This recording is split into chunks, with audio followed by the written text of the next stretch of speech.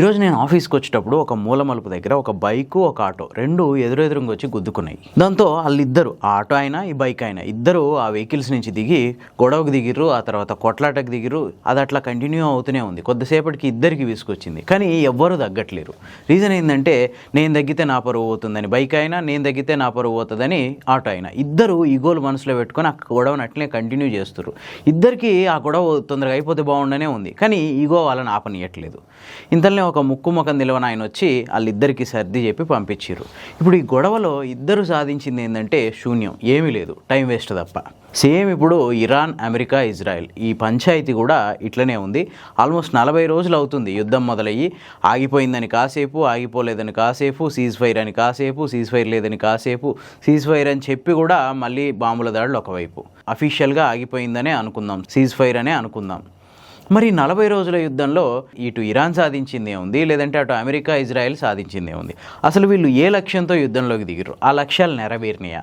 ఎందుకు యుద్ధం నుంచి ఒక అనామకమైన పాకిస్తాన్ మధ్యవర్తిత్వంతో ఇద్దరు వెనుదిరగాల్సి వచ్చింది? దీనికి కారణాలు ఏంది? ఈ విషయాలన్నీ ఈ వీడియోలో చూద్దాం. సబ్జెక్ట్లోకి పోయే ముందు సబ్స్క్రైబ్ చేసుకోవడం మర్చిపోవద్దు. ఇరాన్ మీద ఇజ్రాయెల్, అమెరికా ఏ లక్ష్యంతో అయితే యుద్ధంలోకి దిగినాయో ఆ లక్ష్యం ఇక్కడ అస్సలు నెరవేరలేదు. కేవలం ఆయుధాలు వేస్ట్ అవ్వడం, జన నష్టం, ఆస్తి నష్టం, ఆర్థిక నష్టాలు, ప్రపంచవ్యాప్తంగా ఆయిల్ క్రైసిస్ అనే ఒక భయం నెలకొనడం తప్ప ఎట్లాంటి ప్రయోజనాలు ఈ యుద్ధం వల్ల సమకూరలేదు. అమెరికా, ఇజ్రాయెల్ అయితే ఇరాన్ నాయకత్వాన్ని మార్చేస్తామని చెప్పి ప్రగల్భాలు పలికినాయి. అట్లాంటి దేశాలు చావు తప్పి కన్నులొట్టబోయినట్టు ఇరాన్ని నిలువరించడమే పెద్ద ఇష్యూ అయిపోయింది ఈ రెండు కంట్రీస్కి. అమెరికా, ఇజ్రాయెల్ ఈ యుద్ధానికి దిగడం వెనక ప్రధాన ఉద్దేశం ఏంటంటే ఇరాన్లో నాయకత్వం మార్పిడి, అట్లనే ఇరాన్ శుద్ధి చేస్తున్న యురేనియాన్ని స్వాధీనం చేసుకోవడం. తర్వాత ఇరాన్ అసలు యురేనియం శుద్ధి చేయకుండా అడ్డుకోవడం, అంటే ఇరాన్ అణ్వస్త్రాలు తయారు చేసుకోకుండా అడ్డుకోవడం. మరి ఈ లక్ష్యాలు నెరవేరినాయి అంటే 0% కూడా నెరవేరలేదు. ఇవేవి లేకుండా యుద్ధ విరమణకు ఒప్పుకోవాల్సి వచ్చింది. పైకి ట్రంప్ మేకపోతు గాంభీర్యం ప్రదర్శిస్తున్నా లోపలంతా డొల్లే అన్న విషయం ప్రపంచానికి అంతటికీ అర్థమైంది. అమెరికా ఈ యుద్ధం ద్వారా ఇరాన్ నుంచి వచ్చే చమురు సరఫరాను తగ్గించడం తప్ప పెద్దగా చేసింది ఏమీ లేదు. పైపెచ్చి అనేక నష్టాల్ని మూటగట్టుకుంది. ప్రధానంగా ఏంటంటే గల్ఫ్ కంట్రీస్ విశ్వసనీయతను కోల్పోయింది. ఆ దేశాల్లో వీళ్ళు సైనిక శిబిరాలు పెట్టి, సైనిక స్థావరాలు పెట్టి ఆ దేశాలకు భద్రత కల్పిస్తామని చెప్పి విపరీతమైన నమ్మకాన్ని కల్పించేసింది అమెరికా గల్ఫ్ కంట్రీస్కి, ప్రధానంగా సౌదీ అరేబియా, యూఏఈ ఇట్లాంటి దేశాలకి. ఇప్పుడు ఇరాన్ మిసైల్స్ దాడులు ఫస్ట్ పోయింది ఈ కంట్రీస్ మీదకే, గల్ఫ్ కంట్రీస్లో ఉన్న అమెరికా సైనిక స్థావరాల మీదకే పోయింది. దీనివల్ల గల్ఫ్ కంట్రీస్కి ఆర్థిక నష్టంతో పాటు భద్రతా పరంగా అవి చాలా పటిష్టమని చాలా గట్టిగా ఫీల్ అవుతుండయి. ప్రపంచం అంతా సౌదీ అరేబియా, దుబాయ్, యూఏఈ ఇట్లాంటి కంట్రీస్ మీద దృష్టి పెట్టింది. ఎందుకంటే అది చాలా లగ్జరియస్ కంట్రీస్ అని, చాలా భద్రత పరంగా చాలా అద్భుతమైన కంట్రీస్ అని, అక్కడ బతకొచ్చని ఈ నమ్మకం అంతా ఉండేది. ఆ నమ్మకాన్ని మొత్తం గల్ఫ్ కంట్రీస్ అన్నీ పోగొట్టుకున్నాయి. దీనికి కారణం అమెరికానే అన్న విషయం వాళ్ళకి అర్థమైంది. ఇప్పుడు ఈ గల్ఫ్ కంట్రీస్ ప్రతిష్ట ఈ యుద్ధం వల్ల మసకబారిపోయింది. అంతేకాదు భవిష్యత్తులో అమెరికా మమ్మల్ని కాపాడుతుంది అన్న నమ్మకం కూడా గల్ఫ్ కంట్రీస్కి పోయింది ఈ యుద్ధంతో.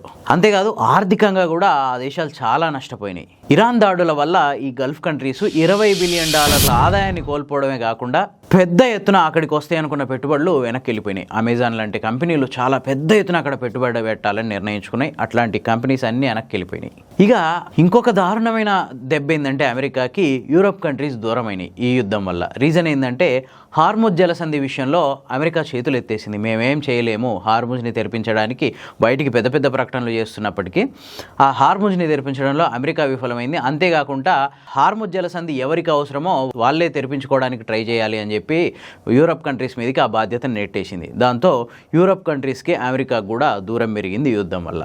సో అమెరికా ఏ లక్ష్యంతో అయితే యుద్ధంలోకి దిగిందో ఆ లక్ష్యం నెరవేరకపోగా పైపెచ్చు ఇట్లా రకరకాల నష్టాలు అమెరికాకు జరిగినాయి. అమెరికా దేనికి పరిమితమైందంటే కేవలం ఇరాన్ నుంచి వచ్చే దాడిని తిప్పికొట్టడానికి మాత్రమే పరిమితమైంది, అంతే తప్ప ఇంకేం చేయలేకపోయింది. ఇక ఇజ్రాయెల్ పరిస్థితి అయితే మరింత దారుణం. 1948 నుంచి పశ్చిమాసియా దేశాల్లో తన ఆధిపత్యాన్ని జలాయిస్తూ వచ్చింది. అట్లాంటిది తన ఆధిపత్యానికి ఈ యుద్ధం వల్ల గండిపడ్డది, భారీ గండిపడ్డది. ఇరాన్ నుంచి గట్టి దెబ్బ తగిలింది. ఇజ్రాయెల్ తనకు తాను గొప్పగా మురిసిపోయేది. అత్యాధునిక రక్షణ కవచాలు మా దగ్గర ఉన్న ఇరాన్ మమ్మల్ని ఏమి చేయలేదు అనుకునేది. ఆ రక్షణ కవచాలని ఛేదించుకొని ఇరాన్ మిసైల్స్ ఇజ్రాయెల్ మీద దాడి చేసినాయి. ఫైనల్గా ఇజ్రాయెల్ సాధించింది ఒకే ఒకటి ఏంటంటే ఇరాన్ సుప్రీం లీడర్ ఖమేనీని హతమార్చడంతో పాటు ఆ దేశం ముఖ్య నేతల్ని చాలా మందిని ఈ యుద్ధంలో మట్టుపెట్టింది. ఇది ఒక్కటే ఇజ్రాయెల్ సాధించింది. ఇక ఈ యుద్ధంలో ఇరాన్ ఏమన్నా లాభపడిందా అంటే అది లేదు. ఎందుకంటే కీలక నేతలను అందరినీ కోల్పోయింది. ఆ దేశ ప్రజల ఆర్థిక పరిస్థితి ఇప్పుడు దారుణంగా తయారైంది. ఈ పరిస్థితి ఎప్పటి కుదుటపడుతుందో అనేది చెప్పడమే కష్టంగా ఉంది. యుద్ధంలో పాల్గొన్న ఏ దేశం పరిస్థితి అయినా అట్లే ఉంటుంది. ఓడిపోయినోడు పబ్లిక్గా ఏడిస్తే గెలిచినోడు ఇంటికి పోయి ఏడిచినట్టు ఇక్కడ ఎవరు ఓడలేదు, ఎవరు గెలవలేదు. ఇద్దరి పరిస్థితి అట్లనే ఉంది. అమెరికాకి ప్రత్యక్షంగా ఎట్లాంటి నష్టం జరగకపోయినా ప్రపంచవ్యాప్తంగా తనకున్న పెద్దన్న పేరుకి మసకబార్చుకుంది. సో ఇక్కడ రెండు వైపులా రెండు వర్గాలు నష్టపోయారు, ఇద్దరూ సాధించింది ఏం లేదు. ఇక ఓన్లీ పశ్చిమాసియా దేశాలు, గల్ఫ్ దేశాలు, అమెరికా, ఇరాన్, ఇజ్రాయెలే కాకుండా ప్రపంచంలో మిగతా కంట్రీస్ మీద కూడా ఈ ఎఫెక్ట్ చాలా గట్టిగానే పడ్డది. ప్రధానంగా తూర్పాసియా దేశాలైన పాకిస్తాన్, బంగ్లాదేశ్ ఇట్లా చాలా దేశాలు ఆయిల్ క్రైసిస్ని ఎదుర్కొన్నాయి. చాలా తీవ్రమైన క్రైసిస్ని ఎదుర్కొన్నాయి. ఈ దెబ్బ ఇంకో సంవత్సరం 2 సంవత్సరాల పాటు ఇట్లే కొనసాగే అవకాశం ఉందని చెప్పి తెలుస్తుంది. గల్ఫ్ కంట్రీస్ ఆయిల్ మీద ఆధారపడ్డ చాలా దేశాల పరిస్థితి ఇట్లనే ఉంది. ఈ మొత్తం ఎపిసోడ్లో చాలా సైలెంట్గా ఉండి లాభపడ్డది ఒకే ఒక దేశం, అదే రష్యా. ఎందుకంటే ఈ యుద్ధం వల్ల క్రూడ్ ఆయిల్ రేట్లు విపరీతంగా పెరిగిపోయినాయి.